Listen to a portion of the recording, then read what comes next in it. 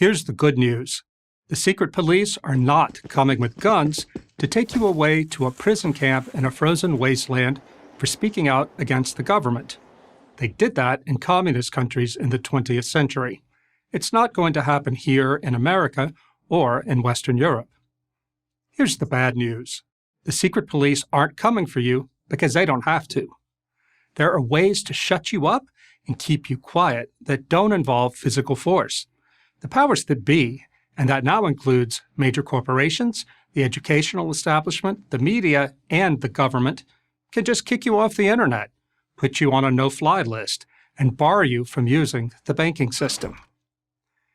We can describe scenario number 1 as hard totalitarianism and scenario number 2 as soft totalitarianism. There are big differences between them, but in the end, you arrive at the same place: submission and silence. To grasp the threat of totalitarianism, hard or soft, it's important to understand exactly what it means.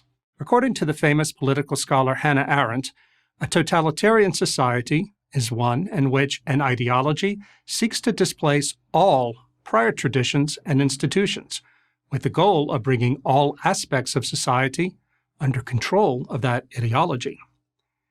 The state literally defines and controls reality. Truth is whatever the rulers decide it is. These rulers might say something like, men can have babies, or skin color is more important than character, or the American Revolution was fought not for freedom, but to protect the colonists' slave interest, or those who resist a vaccine mandate are enemies of the people, and insist that you not only believe it, but affirm it. If you don't, you might lose your job, your business, and your good name. That dystopian future, of course, is now. And we're only at the beginning of this process. Where does it lead? To less freedom, that much we know. Again, no guns, no violence.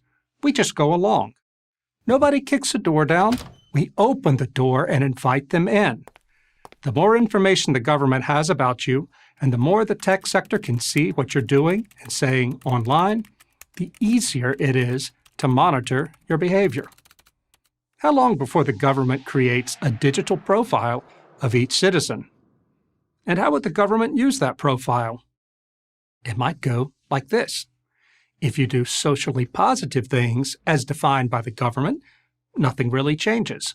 You can do whatever you want. Maybe you're even rewarded for good behavior, a faster internet connection, preferred medical treatment, or even the best seats at a concert. If you do socially negative things, again, as defined by the government, you lose privileges. You're pushed to the margins of society. You become a non-person. Sound far-fetched? It shouldn't. It's happening right now in China. It happened in Russia and Eastern Europe not that long ago.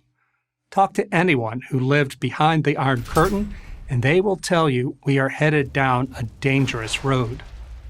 No, you say, it can't happen here in the land of the free and the home of the brave. I wouldn't be so sure. Ronald Reagan famously observed that freedom can be lost in a single generation. That's because the human inclination is not toward liberty, but security.